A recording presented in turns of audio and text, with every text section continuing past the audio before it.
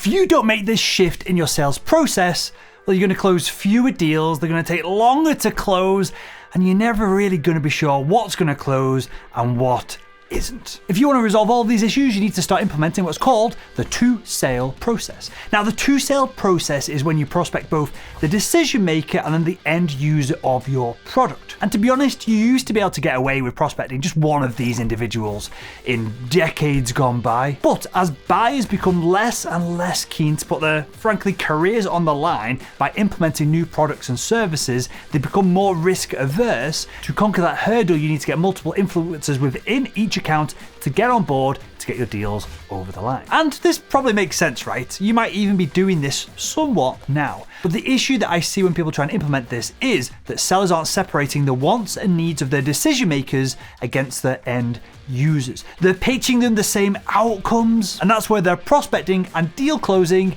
is falling apart. So let's make selling simple.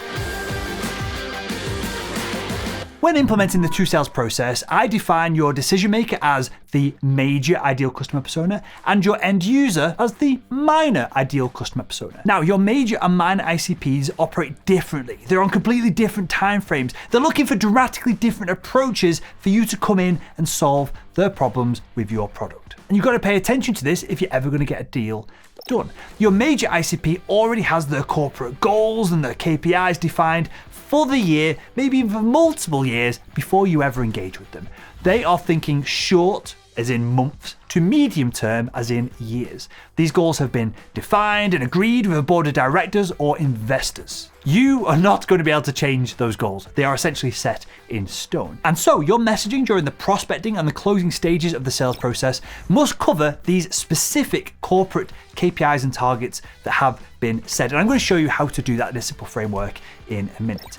Now, on the other hand, your minor ICP, your end users, they have a problem right now in this exact current moment. And if you can't help them understand how they're going to solve this problem and benefit immediately during your prospecting and closing, then they're going to move on to the next priority in their list of 1,000 friggin' issues that they're trying to get fixed. So when building out your value propositions for your specific ICPs, it's important to understand the difference between what your major ICP wants and what your minor ICP desires. And just to recap here for a second, remember that to book a meeting and then close a deal, simplify this process, right? All you got to do is put the right message in front of the right person at the right time. So let's focus on the specific message or your value proposition here. So your major ICP is focused on the company, their market, and the legislation that they find themselves having to do battle with year on year.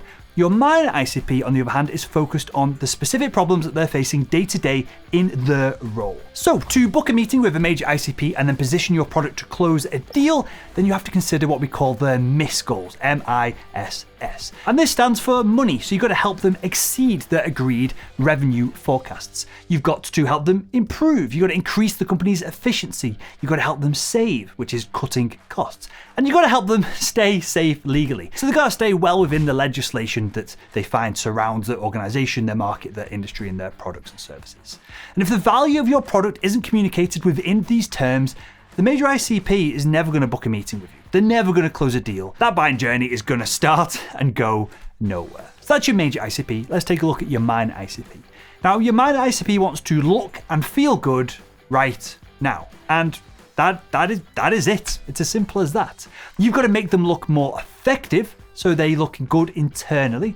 Or alternatively, and obviously you can do both of these, but alternatively, you've got to make their job easier so they feel better about coming to work each and every day. So that's what your major ICP wants, that's what your minor ICP wants. And the final thing to note, just before you start implementing this two-sale process, is that the two sets of value propositions, meetings, demos, closing processes, they do not run completely in parallel across the buyer's journey.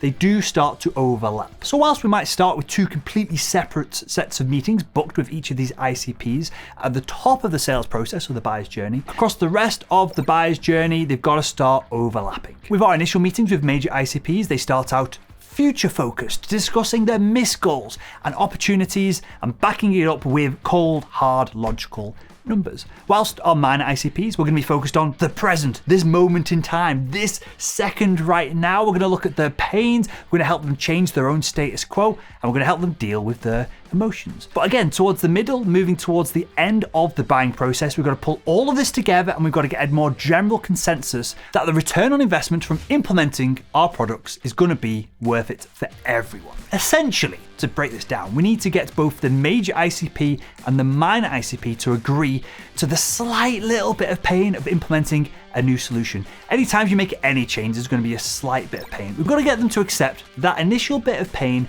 is going to be worth the pain reduction once the solution has been implemented on the other side of implementation. And once that agreement has been made, I promise you, the deal, 9 times out of 10, is going to be yours.